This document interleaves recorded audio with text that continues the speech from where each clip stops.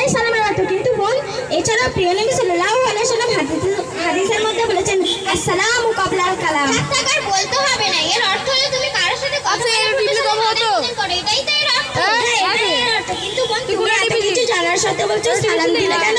কেন বলবো না? আমি তুমি জানো না এখন এসব সালাম টালাম এখন মডার্ন যুগ, আর এখন কারোর সাথে দেখা হলে বলতে হয় হ্যালো, কিছু হবে না, গুড নাইট হয়। আচ্ছা বোন এখন তো নামাজের সময় হয়ে গেছে, তা তুমি নামাজ পড়তে হবে না? নামাজ পড়ে কি হবে? তুমি কি জানো না আল্লাহ পাক কোরআনের মধ্যে কি বলেছেন? কি বলেছেন আবার? আল্লাহ পাক কোরআনের মধ্যে বলেছেন ইন্নাস সালাতা তানহা আনিল ফাহশাই ওয়াল মুনকার, অর্থাৎ নামাজ সমস্ত খারাপ কাজ থেকে দূরে রাখে। এবং তারপর পরে রাসূল পাক সাল্লাল্লাহু আলাইহি ওয়াসাল্লাম বলেছেন আসসালাতু মিফতাহুল জান্নাত, অর্থাৎ নামাজ হলো জান্নাতের চাবি। আরে বোন আমার বয়স আগে 70-80 বছর হোক, থুতথুরে বুড়ি হয়ে উঠতে গেলে লাঠি, বসতে গেলে মাটি, তখন ঠিক জান্নাতের চাবি তৈরি করে নেব। আরে বোন তুমি বলছো তোমার 70-80 বছর হলে তুমি নাও ছবি। তুমি কি জানো না আল্লাহ পাক কোরআনের মধ্যে কি বলেছেন? আল্লাহ পাক কোরআনের মধ্যে বলেছেন সাকুন নিসাই ফি ইবাদাতিল্লাহি তাআলা, অর্থাৎ যৌবন বয়সের ইবাদত আল্লাহর দরবারে বেশি যোগ্য।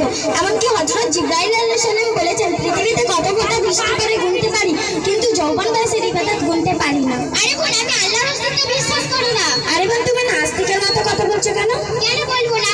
আল্লাহ বলে যদি কেউ থাকতো তাহলে পৃথিবীতে ধর্ষণ, ছিনতাই, রাহাজানি, হত্যা, অপহরণ হওয়ার পর আল্লাহ শাস্তি দিতেন, এসব তো কিছুই হয় না। সুতরাং আল্লাহ বলে কেউ নেই। আরে বোন এই বিষয় নিয়ে আগামী সোমবার অর্থাৎ 16-11-2020 আলোচনা হবে। কেন বোন কোথায় যাচ্ছ? এত তাড়াতাড়ি করছো কেন? আরে বোন আমি মাদ্রাসায় পড়তে যাচ্ছি। আরে বোন এসব মাদ্রাসায় পড়াটা রাখো, কারণ এটা এখন মডার্ন যুগ, আর এখন এসব মাদ্রাসায় পড়াটা মানায় না। আরে বোন তুমি এসব কথা বলছো কেন? তুমি কি জানো না নবী পাক হাদিস শরীফের মধ্যে কি বলেছেন?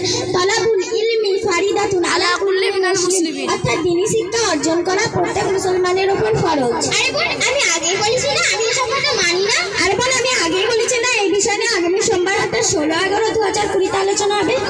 তাহলে বোন কটার সময় দেখা হবে? সকাল 9টার সময়। বোন গুড বাই। Good bye. আসসালামু আলাইকুম। আরে বোন তোমার এই সালামের মতন ভণ্ডামির সাথে আমি ফালতু তর্ক করতে চাই না। আরে বোন তুমি আমাকে ভণ্ড বলছো কেন? ভণ্ড বলবো না তো কি? গত রবিবার বললে আগামীকাল সোমবার বেলা 9টার সময় দেখা হবে। এখন কটা বাজে দেখছো? এখন বেলা 2টা। সেই সকাল 9টা থেকে তোমার অপেক্ষায় আছি। তোমার কি কোনো দায়িত্ববোধ বলে কিছু আছে? সত্যি বোন এতক্ষণ কষ্ট দেওয়ার জন্য আমি খুব দুঃখিত, তবে আমার দেরি হওয়ার কারণটা শুনে যাও। না আমি এই না আর কোনো কথা শুনতে রাজি না, আমি চলি। দাঁড়াও বোন দয়া করে আমার দেরি হওয়ার কারণটা শুনে যাও। এত করে যখন বলছো তখন শুনি তোমার দেরি হওয়ার কারণটা কি? আরে বোন আমি ফজরের নামাজ পড়ে খুব সকালে বাড়ি থেকে বার হয়েছি। গাড়িতে করে আস্তে আস্তে দেখলাম সামনে একটি বড় জঙ্গল। জঙ্গলে নেমে গেলাম। সেই জঙ্গলে হাঁটতে হাঁটতে দেখলাম সামনে একটি বিশাল নদী, কিন্তু নদীতে পারাপার করার জন্য কোনো নৌকা ছিল না। আমি খুব চিন্তার মধ্যে পড়ে গেলাম। তারপর হঠাৎ দেখলাম একটা গাছ আমনা আমনি কেটে হলো, সেটাই চেরাই হলো, আবার সেটাই নৌকা তৈরি হয়ে গেল। আমি সেই নৌকা চেপে এখানে আসলাম, তাই তো আমার দেরি হলো বোন। যদিও তোমার সাথে 2-4 বার কথা বলতাম, কিন্তু তোমার কথা শুনে মনে হচ্ছে তোমার পুরো মাথাটাই গেছে।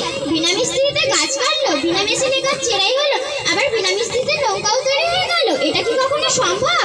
মনে হয় তোমার পুরো মাথাটাই গেছে। আমার মাথা ঠিক আছে বোন। তাহলে বলো তো বিনা মিস্ত্রিতে যদি গাছ না কাটে, চেরাই না হয়, নৌকা না তৈরি হয়, আকাশ, পাহাড়, পর্বত, সমুদ্র, মহাসমুদ্রকে কে সৃষ্টি করেছেন?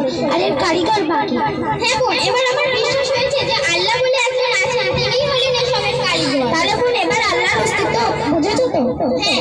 আচ্ছা বোন নামাজ না পড়লে কি কোনো ক্ষতি আছে? আরে বোন তুমি জানো না এক ওয়াক্ত নামাজ কাজা করলে 2,88,000 বছর জাহান্নামের আগুনে জ্বলতে হবে। জাহান্নাম? সেটা আবার কি? খাই না মাছে? না আস্তাগফিরুল্লাহ, তুমি মুসলমান ঘরের মেয়ে হচ্ছ, জান্নাত সেটা আবার কি? খাই না মাছে? জান্নাত হলো একটা বিশেষ থাকে, সেখানে অপরাধীদের শাস্তির জায়গা। তা বোন আমি তো জীবনে অনেক নামাজ কাজা করেছি, তাহলে এখন উপায় কি হবে? কি হবে আবার? জাহান্নামের আগুনে পুড়তে হবে, তবে বোন একটা উপায় আছে। কি উপায় বলো না বোন? তাওবা করিলে আল্লাহ সব গুনাহ মাফ করে দেবে। তাওবা? সেটা আবার কি? নাউজুবিল্লাহ, তুমি না মুসলমান ঘরের মেয়ে হচ্ছে তাওবা, সেটা আবার কি? তাওবা কি বোঝো না? তাওবা হলো কোনো খারাপ কাজ থেকে দূরে থাকে এবং সেটা না করা। তা বোন সেই তাওবাটা আমাকেও শিখিয়ে দাও। তাহলে বোন আমার সাথে বলো লা হাওলা লা হাওলা লা হাওলা লা হাওলা লা হাওলা ওয়ালা কুওয়াতা ওয়ালা কুওয়াতা ওয়ালা কুওয়াতা ওয়ালা কুওয়াতা ইল্লা